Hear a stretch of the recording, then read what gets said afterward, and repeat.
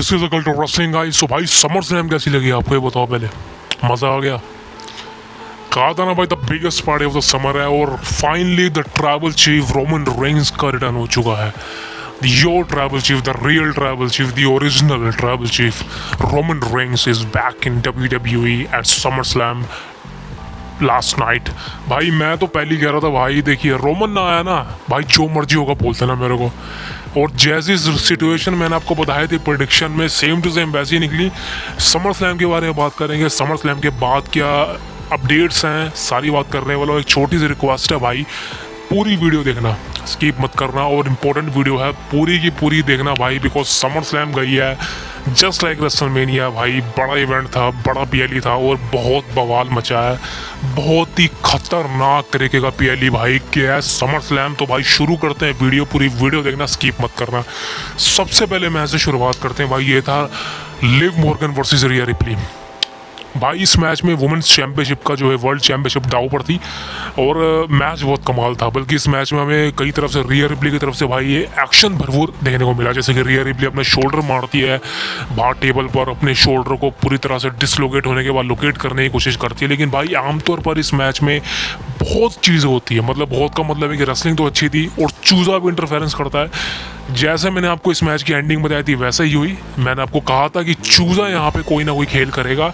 इस मैच में Liv Morgan का जीतना तो कंफर्म है, लेकिन वो क्लियर तरीके से नहीं जीत पाएगी। जरूर इंटरफेरेंस होएगी, या तो चूज़ा बिट्रे करेगा रिया रिप्ली को, या फिर चूज़ा किसी ना किसी तरीके से लिव मॉर्गन की हेल्प कर देगा।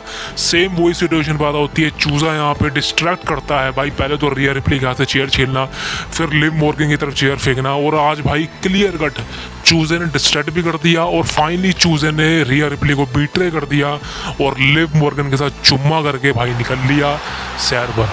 अब इससे साबित क्या होता है? इससे साबित ये होता है कि रिया रिप्ली का पूरी तरह से फेस टर्न हो चुका है। जी हाँ, रिया रिप्ली आपको हील कैरेक्टर में नहीं देखने को मिलेगी। और आई थिंक चीज़ें आगे क्या होंगी बताऊंगा, पहले रिया रिप्ली के बारे में सुन लो। रिया रिप्ली अपना जो मैच हार चुकी है और ऐसा नहीं है कि अब इसको फ्यूचर में अपॉर्चुनिटी नहीं मिलेगी। मैंने आपको कहा था कल की वीडियो में, प्रेडिक्शन में मैंने आपको ऑलरेडी बताया था कि भाई इस मैच में रिया रिप्ली का हारना ज़रूरी है, बिकॉज नेक्स्ट फ्यूड जब बनेगी तो वो और ही ज़्यादा दमदार होएगी। और हाँ, कोई कस्टडी का मैच नहीं होगा चूज़ेगी। लेकिन देखा जाए तो भाई बिट्रे काफ़ी जल्दी प्लान करते हैं WWE कंपनी है। चलो कोई दिक्कत नहीं, स्टोरी लाइन बहुत बेहतरीन हो गया है। इस मैच में लिव मॉर्गन जीत गई है भाई, सक्सेसफुली रिटेन कर लिया अपना टाइटल। नेक्स्ट मैच भाई ये कमाल का मैच था, ये था Bron Breakker versus Sami Zayn. अब देखिए मैं कमाल का क्यों कर रहा हूँ, बिकॉज इस मैच में भाई क्लियर करता है कि ब्रॉन ब्रेकर जीतने वाला है। और प्रेडिक्शन भी मैंने कहीं पिक किया था कि ब्रॉन ब्रेकर इस मैच को जीतने वाला है। एक्शन भरपूर देखने को मिला, स्पीयर भी देखने को मिली, किकआउट भी देखने को मिले, सैमी ज़ेन की तरफ से एक्शन देखने को मिला। लेकिन कहीं ना कहीं सैमी ज़ेन की परफॉर्मेंस फीकी लग रही थी मेरे को इस मैच में। कहीं ना कहीं सैमी ज़ेन ने सोचा हुआ था कभी मैं तो हारने वाला हूँ, तो थोड़ा बहुत जो परफॉर्मेंस है वो डाउन ही रखता हूँ। लेकिन भाई सैमी ज़ेन की तरफ से थोड़ी बहुत चीज़ें हमें कहीं ना कहीं कम देखने को मिली, जैसे कि परफॉर्मेंस हो सके, जो money in the bank performance है उसकी वैसी हमें देखने को नहीं मिली।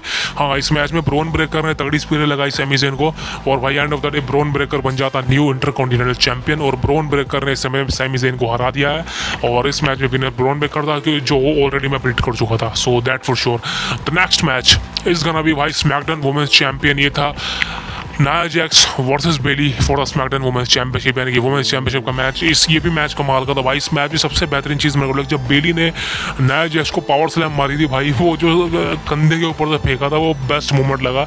और इस मैच में कोई देखने लायक नहीं था। मैंने आपको कहा था कि ट्रिफनी स्टार्डम इस मैच में आएगी, इंटरफेरेंस करने, money in the bank cash in करने की कोशिश करिए, लेकिन ऐसा नहीं होगा, बिकॉज कहीं ना कहीं अभी नाया जैक्स पर कैश इन नहीं होने वाला। कहीं ना कहीं चीज़ें अभी आगे के लिए बचा के रखी WWE कंपनी।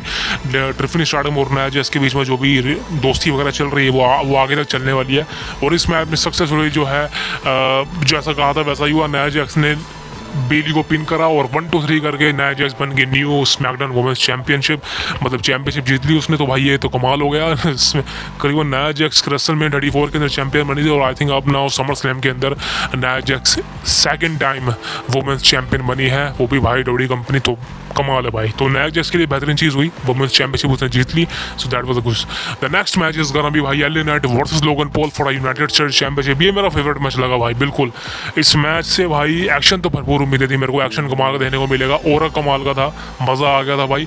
इस मैच में सबसे चीज़ें मेरे को शॉकिंग तब लगी कि भाई क्लीवलैंड ओहायो यानी कि लोगन पॉल का होम टाउन था भाई, उसके होम टाउन वाले उसको बू कर रहे हैं। सोचो उसके होम टाउन वाले उससे नफरत कर रहे हैं कि तू हार जा हार जा। मैंने आज तक ऐसी चीज़ नहीं देखी भाई, होम टाउन के अंदर भाई होम टाउन हीरो को पूरा एक तरह से ओवेशन मिलता है चाहे वो हील हो, लेकिन भाई यहाँ पे लोगन पॉल को तो भाई कोई ओवेशन ही नहीं मिला, बल्कि लोगन पॉल से सब हेट कर रहे थे उसको, पता नहीं क्या क्या बोल रहे थे भाई, फक यू फक, समझ लो यार फक भाई ये चीज़ें हो रही थी। लेकिन हाँ लोगन पॉल ने की जो परफॉर्मेंस लगी भाई दमदार थी वाकई। मैं कहना चाहता हूँ भाई लोगन पॉल एक कमाल का प्लेयर है, कमाल का रेसलर है, भले ही वो पार्ट टाइमर हो लेकिन भाई वो कमाल की रेसलिंग करता है। और आज जो रिंग के ऊपर से उसने जो स्प्लैश मारी है, बैक फ्लिप मारी है, मैं तो देखता रह गया भाई। वो आई थिंक वो मोमेंट समर स्लैम का बेस्ट मोमेंट था भाई वो एक्शन के मामले में। तो भाई हाँ इस मैच से मतलब बहुत सेटिस्फाई रहा मैं।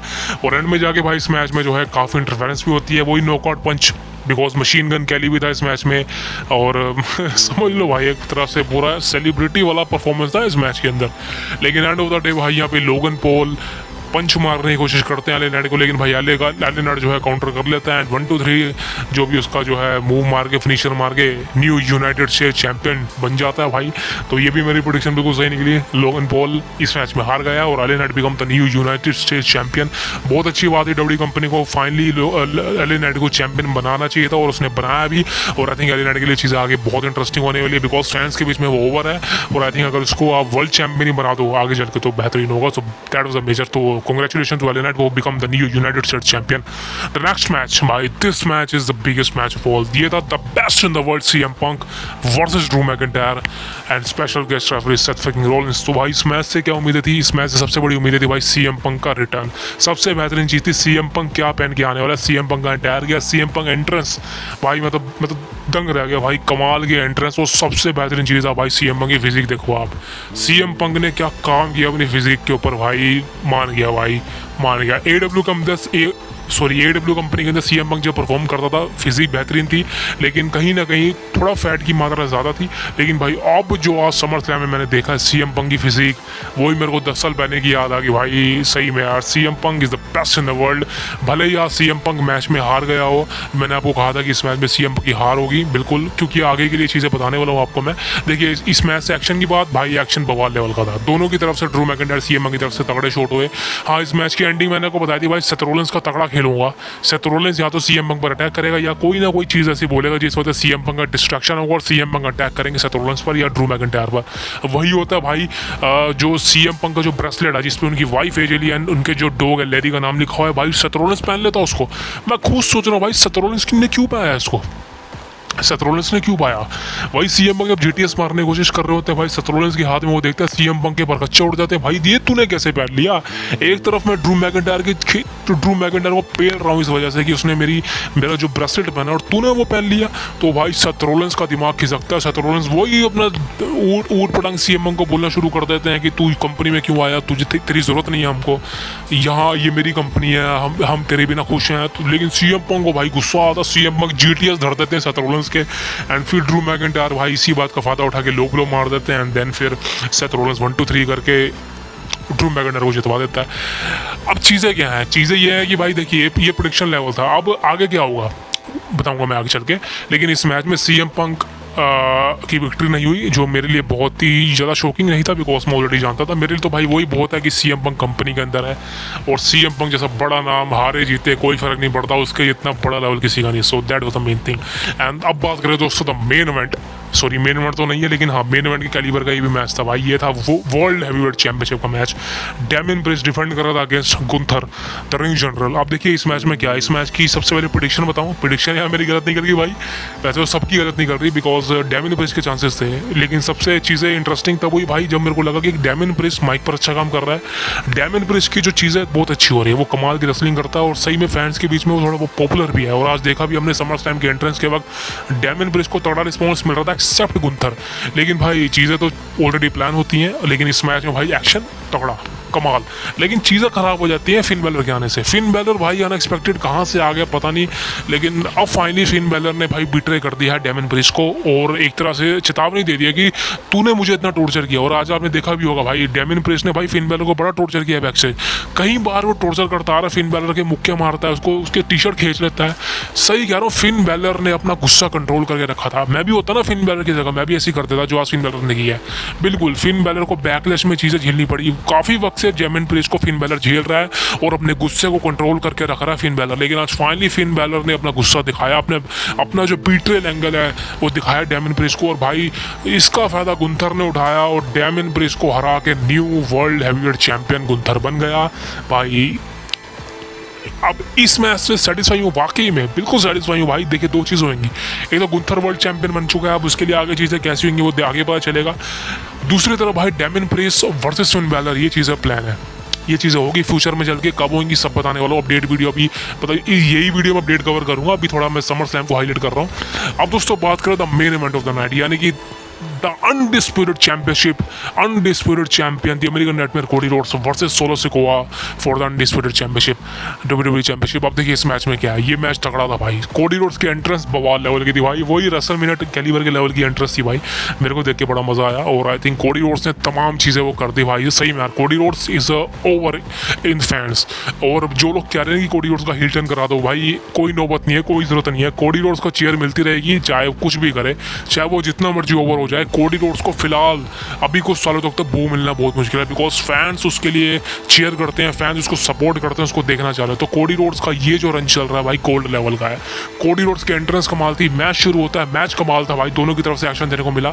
लेकिन चीज़ें खराब होती हैं जब यहाँ पे भाई टामा टुंगा एंड टामा लियो की एंट्री होती है, एंड देन उसके बाद केविन ओवेंस और रेंडी ओर्टन टूट पड़ते हैं भाई एंट्रेंस लेके, एंड मज़ा आता है दोनों के बीच में, मैच झड़प हो जाती है। लेकिन मारते मारते ये चारों बैक से चले जाते हैं, एंड देन भाई उसी का फायदा सोलो सिकोआ उठाता है भाई, कोडी रोड्स को मारने की कोशिश करता है लेकिन कोडी रोड्स किक आउट करता है। देन फिर जेकोब फाटू आता है, कोडी रोड्स पर अटैक करता है, लेकिन फिर भी कोडी रोड्स किक आउट मारते हैं। बाहर टेबल पे जाके कोडी रोड्स पर स्प्लैश ला के जेकोब फाटू टेबल तोड़ देता है, फिर भी कोडी रोड्स किक आउट करता है। देन भाई साहब फाइनली म्यूजिक बजता है, ठुम ठुम, आप सुन लो भाई। Yeah, this is music I'm talking about. This is the music I'm talking about. The return of the real, original head of the table, original tribal chief Roman Reigns is back in WWE. भाई आज finally मजा आ गया, finally Roman Reigns is back in WWE। और solo Sikoa की धज्जियां उड़ा दी भाई, धज्जियां। सोलो सिकोआ के आते सार सुपरमैन वन स्पीयर देके भाई मामला खतरनाक, वैंस की तरफ से रिस्पॉन्स बवाल लेवल का था रोमन इसो। और कोडी रोड्स के साथ रोमन का जो फेस टू फेस होता है भाई, फाइनली वैसे अब रोमन इसका बेबी फेस टर्न हो चुका है। अब रोमन रेंस वाकई में ओरिजिनल रोमन बन चुका है। ओरिजिनल रोमन से मेरा मतलब है कि तब बिग डॉग वाला रोमन रेंस, हाँ बिग डॉग वाला कैरेक्टर नहीं आएगा, लेकिन जो बिग डॉग वाले रोमन से पावर थी, मतलब 1 वर्सेस ऑल, वो रोमन रेंस वापसी आ चुका है। 1 वर्सेस ऑल वाला वो कल्ला ही भिड़ जाएगा पूरी ब्लड लाइन से और पेल के रख देगा रोमन रेंस, इतना खतरनाक बन के आया वो। तो भाई खतरनाक समर स्लैम पीएलई गुजरा है और एंड ऑफ द डे चीज़ें बहुत इंटरेस्टिंग थी। आई थिंक रेसलमेनिया के बाद का मतलब जो समर स्लैम की हाइप होती है वो बरकरार रखा है समर स्लैम ने। और वाकई में भाई आज का समर स्लैम पीएलई दिल खुश हो गया यार, बिल्कुल दिल खुश हो गया। बिना पल के झपकाए मैंने सुबह 4:30 बजे उठा और पूरा पीएलई देखा भाई, नींद भी नहीं आई। इससे पता चलता है कि जब आपको नींद आ जाए ना किसी चीज़ को देखते हुए, आप समझ लेना कि आप बोरिंग चीज़ देख रहे हो, आपको उसमें इंटरेस्ट नहीं है यार, वो चीज़ आपको सेटिस्फाई नहीं कर पा रही अगर आपको नींद आ जाए कोई कंटेंट देखते हुए। लेकिन भाई आज समर स्लैम देखते हुए मेरे को बिल्कुल भी नींद नहीं आई, बिकॉज एक्सपेक्टेशन ज़्यादा होती है तो मज़ा आता है। तो भाई आज फाइनली समर स्लैम का एंड हो चुका है। 2024 की समर स्लैम मेरे अकॉर्डिंग 2022 की समर स्लैम से 2023 की समर स्लैम से बहुत ही ज़्यादा बेहतरीन थी। 2021 की समर स्लैम भी अच्छी थी, लेकिन 2022 की उतनी अच्छी मतलब ब्रोक का मैच ही था मेन इवेंट वाला। लेकिन 23 की समर स्लैम लास्ट ईयर में तो भाई बहुत बेकार थी। लेकिन इस साल 2024 की समर स्लैम बवाल लेवल की थी भाई। और 2 साल बाद तो समर स्लैम 2 नाइट की होने वाली है, तो सोचो। तो भाई summer slam PLE one of the greatest summer slam of all time तो नहीं कहूँगा, लेकिन हाँ अच्छा इवेंट रहा। अब दोस्तों बात करते हैं अब क्या है, अब समर स्लैम की बात क्या है। सबसे पहले बात करें समर स्लैम के बाद का पीएलई क्या है। ये है बैश इन बर्लिन, 31 अगस्त को होने वाला। इंडिया में आपको शायद नहीं उससे हाँ उसी दिन देखने को मिलेगा, शायद 31 अगस्त को, बिकॉज रात को देखने को मिलेगा, बिकॉज ये जर्मनी से होने वाला, वहाँ का टाइमिंग इंडिया से थोड़ा दूर है 2-3 घंटे, तो उसी दिन देखने को मिलेगा। अब क्या होने वाला है, मतलब बैश इन बर्लिन में क्या होने वाला है। देखिए सबसे पहले अभी तक तो कोई कुछ नहीं कह सकते बैश इन बर्लिन में क्या होगा। एक चीज़ जो कंफर्म है बैश इन बर्लिन में, वो अंकल हाउडी का मैच। जी हाँ, अब अंकल हाउडी का मैच फाइनली आपको बैश इन बर्लिन में देखने को मिलने वाला। क्यों? बिकॉज आपको पता है समर स्लैम का कार्ड फुल हो गया था और जिस वजह से अंकल हाउडी को नहीं लाया गया, लेकिन बो डैलस एक अंकल हाउडी आपको देखने को मिलने वाला है बैश इन बर्लिन के अंदर। अब ये 6 मैन टैग टीम मैच होगा। पूरी वाइट फैमिली कह रहा हूँ, वाइट सिख फैमिली आएगी या फिर इकलौते बो डैलस आएंगे, अंकल हाउडी आएंगे। लेकिन हाँ, अंकल हाउडी का जो फर्स्ट मैच सिंगल मैच होने वाला है वो आपको बैश इन बर्लिन में होता नजर आने वाला है। आई होप ऐसा ही हो। So that is a main thing. अब बात करें दोस्तों CM Punk versus Drew McIntyre, अगली अब चीज़ें क्या है, मतलब आगे क्या होने वाला है, that is the main thing, that is the main thing. सबसे पहले बात करूं भाई आगे क्या होने वाला, सुन लो। CM Punk versus Drew McIntyre, जो लोग सोच रहे हैं कि इनके बीच में राइवलरी ओवर हो चुकी है, तो भाई ऐसा कुछ भी नहीं है। राइवलरी की शुरुआत ही हुई है अभी भाई। अभी तो 2-3 मैच होने हैं भाई, अभी कोई राइवलरी की ओवर नहीं। सबसे बड़ा सबूत मैं आपको देता हूँ। देखिए, ड्रू मैकिंटायर ने सीएम पंक को हरा दिया चीटिंग करके, लो ब्लो मार के, कोई दिक्कत नहीं। उसके बाद विक्ट्री के बाद ड्रू मैकिंटायर सीएम पंक का ब्रेसलेट दोबारा से ले लेता है और हाथ में पहन लेता है। इससे साबित ही होता है कि ड्रू मैकिंटायर ने राइवलरी की एंड ही नहीं किया, अभी तो शुरुआत है। अगर राइवलरी का एंड हुआ होता तो भाई वो ब्रेसलेट क्यों पाएगा सीएम पंक का, बिकॉज सीएम पंक को तो खिंच मचेगी मेरा ब्रेसलेट मेरे को दे। तो end of the day Drew McIntyre versus CM Punk दोबारा से मैच होगा और ये होगा नेक्स्ट PLE यानी कि बैश इन बर्लिन के अंदर। जी हाँ, ये मैच होगा बैश इन बर्लिन के अंदर और that is the main thing, because bad blood में भी इनका मैच होगा। वहाँ पर शायद हेल इन अ सेल हो सकता है, बिकॉज उसके भी चांसेस काफ़ी ज़्यादा हैं। लेकिन दोस्तों यहाँ पर सबसे बड़ा बवाल कर देखिए, फ्यूचर की जो राइवलरी है ना, वो सेथ रोलिंस के साथ है सीएम पंक की, ना कि ड्रू के साथ। ड्रू मैकिंटायर के साथ शायद एक मैच हो, वहाँ पर ड्रू को हारना पड़ेगा बिकॉज वो एक मैच जीत चुका है। लेकिन यहाँ पर सेथ रोलिंस का तगड़ा इशारा देने को मिला है, बिकॉज सेथ रोलिंस पर GTS पड़ चुका है और अब ये तो कंफर्म है कि सेथ रोलिंस का हील टर्न देने को मिलेगा और CM Punk versus Seth Rollins आपको नेक्स्ट टाइम देखने को मिलने वाला। अभी तो नहीं होगा मैच, बैश इन बर्लिन में भी नहीं होगा, बैड ब्लड में मेरे को लगता नहीं, सर्वाइवर सीरीज में मुश्किल है, क्राउन जूल में मुश्किल है, शायद ये नेक्स्ट ईयर रेसलमेनिया तक खींचेगा। लेकिन तब तक डोडी कंपनी को कैसे खींचेगी देखना इंटरेस्टिंग होगा। लेकिन हाँ, अभी के हिसाब से Drew McIntyre versus CM Punk के बीच में ओवर नहीं हुआ कुछ भी। कल मंडे नाइट रॉ का एपिसोड होने वाला है, कल ही होगा ना, परसों होगा, तो आपको पता चल जाएगा भाई सारे खेल क्या होने वाला। So that is a main thing. अब दोस्तों बात करें भाई समर स्लैम में एक इंजरी स्पॉट की करी। अभी इंजरी क्या है, अब ये इंजरी क्या है भाई, ये है जेकब फाटू की इंजरी। अब देखिए, टेबल पर जब जेकब फाटू कोडी रोड्स को पटक रहा था तो कहीं ना कहीं उसको लेग में दिक्कत आ गई थी। वैसे उस वीडियोस भी सामने आई है, मैं आपको फोटोज वगैरह दिखा दूंगा। अभी इस पे रिपोर्ट जो है भाई, देखिए जेकब फाटू को इंजरी नहीं है, जस्ट एक तरह से क्लच है। मतलब क्लच का मतलब है कि आप थोड़ा सा प्रेशर होता है ना कि चोट लग जाती है, थोड़ा दर्द होता है, वैसा है। Jacob फाटू is all right because W company ने अभी तक ऑफिशियल इंजरी अनाउंस नहीं करी है, अभी तक तो ऐसा नहीं है। सो ऐसा कुछ भी नहीं है। एंड दोस्तों अब बात करें भाई व्हाट इज द नेक्स्ट, मतलब what is the next for Roman Reigns. अब आगे क्या होने वाला, what is the next for Roman Reigns. वैसे मैं कल की वीडियो में बात करता पूरी डिटेल निकाल के, लेकिन थोड़ी मोटी अपडेट मैं आपको बता ही देता हूँ। अब रोमन रेंस आगे क्या होने वाला है, मतलब रोमन का रिटर्न तो हो चुका है, अब बैश इन बर्लिन में रोमन आएगा। देखिए बैश इन बर्लिन में तो मुझे लगता नहीं रोमन का मैच होगा, बिकॉज इतना बड़ा इवेंट PLE बड़ा नहीं है वो। हाँ, बैड ब्लड में रोमन इसका मैच हो सकता है। अभी किसके साथ होगा, हो सकता है सोलो सिकोआ के साथ हो जाए, because solo Sikoa Roman Reigns या रेसलमेनिया कैलिबर का मैच नहीं है। सोलो सिकोआ तो भाई, सोलो सिकोआ को तो अपने आप को भाई खुश नसीब समझना चाहिए, उसको समर स्लैम का मेन इवेंट करने की मौका मिला। कोडी रोड्स तो बड़ा स्टार है, लेकिन सोलो सिकोआ को भाई इतना बड़ा स्टार नहीं है, वो उसको मेन इवेंट में डाल दिया। लेकिन रेसलमेनिया तो बहुत बड़ा इवेंट है भाई, रोमन इसके साथ कहाँ मेन इवेंट करेगा, वो जचेगा ही नहीं। तो solo Sikoa versus Roman Reigns ये रेसलमेनिया से पहले निपट जाएगा, रॉयल रंबल तक निपट जाएगा, या फिर सर्वाइवर सीरीज में वॉर गेम मैच होगा, या फिर बैड ब्लड में निपट जाएगा। लेकिन हाँ, रॉयल रंबल तक मेरे अकॉर्डिंग निपट जाएगा। अब आगे की चीज़ें क्या होंगी, रोमन रेंस स्मैकडाउन में आएगा इस हफ्ते। देखिए अभी फिलहाल मेरे को लगता है कि अभी जितनी हाइप रोमन की बनी हुई है, उसलिए तो रोमन को स्मैकडाउन में आना चाहिए, बिकॉज अभी तवा गर्म है तो हथौड़ा मार दो। अभी कहीं ना कहीं अगर मेरे ख्याल से रोमन को नहीं लाया जाएगा, जी हाँ, अभी मेरे को लग रहा है कि कहीं ना कहीं बैश इन बर्लिन के बाद रोमन को लाया जाएगा। ये जस्ट मेरी प्रेडिक्शन है, बिकॉज बैश इन बर्लिन में कुछ नहीं होने वाला। रोमन अगर आ भी गया तो कुछ नहीं होने वाला। हाँ, हो सकता है कि रोमन फर्स्ट स्मैकडाउन में आ जाए, ये जो स्मैकडाउन होने वाला इस हफ्ते का। वैसे आपको बता दूं स्मैकडाउन USA में जाने वाला है, ये कंफर्म हो चुका है नेक्स्ट मंथ सितंबर के अंदर। So SmackDown is moving to USA network, same day आएगा, कोई चेंजेस नहीं है। अब बात करें रोमन आने वाला स्मैकडाउन में इस हफ्ते, अभी तक अनाउंस नहीं है, लेकिन उम्मीद है कि रोमन आने वाला, बिकॉज समर स्लैम में रिटर्न हुआ तो रोमन आके कुछ ना कुछ तो बोलेगा ही। लेकिन अब चीज़ें दोस्तों ब्लड लाइन की फिर से पीक पर जाने वाली हैं, सारी स्टोरी लाइन थम पर जाएंगी, बिकॉज रोमन आ चुका है, द गोट आ चुका है, और सारी जो स्टोरी लाइन है वो पीक पर जाने वाली है। ब्लड लाइन की मज़ा आने वाला भाई, इंटरेस्टिंग लेवल चीज़ें होंगी। So that is a major thing.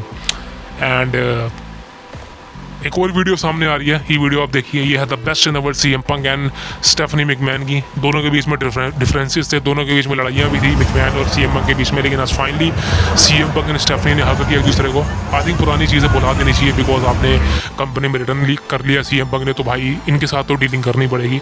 So that is the main thing. But आज का दोस्तों मैं सिर्फ ये कहना चाहता हूँ, आज का समर स्लैम का PLE मज़ा आ गया भाई।